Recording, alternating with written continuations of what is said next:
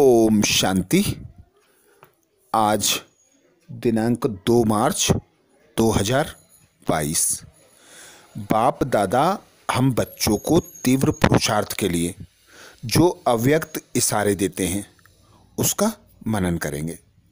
तो 2 मार्च को बाप दादा ने हम बच्चों को अव्यक्त इशारा दिया। जैसे बाप समझते हैं मेरा शरीर नहीं, लोन लेकर पार्ट बजाते हैं, ऐसे आप भी शरीर का आधार लेकर कर्म करो। इसे मेरा नहीं समझो। अगर मेरा समझेंगे तो सभी बातें आ जाएंगी। मेरापन खत्म होते ही उपराम हो जाएंगे।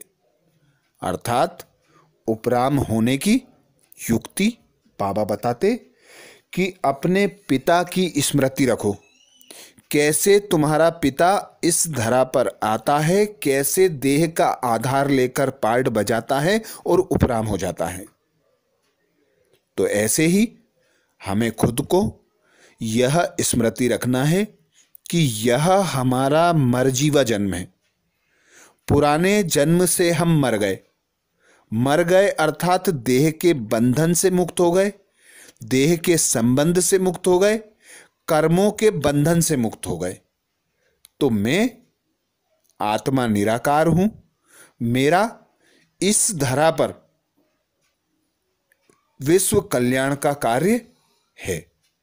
मैं अवतरित आत्मा हूं।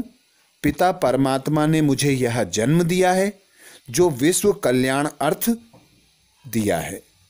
तो निमित्त भाव होकर मेहमान की स्मृति रख सदा इस देह से उपराम रहना है।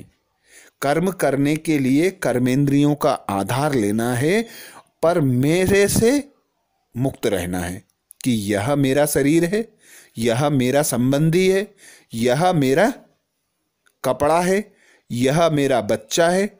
इन सब स्मृतियों से मुक्त न्यारी और प्यारी अवस्था के लिए खुद को अवतरित आत्मा समझना है। अपने पिता परमात्मा के कार्य की स्मृति रखना है। करावन हार बाप की स्मृति रखना है कि मैं निमित्त होकर कर्म कर रही हूं, करावन हार बाप करा रहा है। तो किसी भी कर्म में, इस देह में, देह के संबंध में, कर्म के बंधन में, किसी भी सुख सुविधा के साधन में हमारे मन बुद्धि आकर्षित नहीं होंगे। तो उपराम रहने की युक्ति इस देह का आधार लिया और कर्म करके न्यारे और प्यारे हो गए। अच्छा, ओम शांति।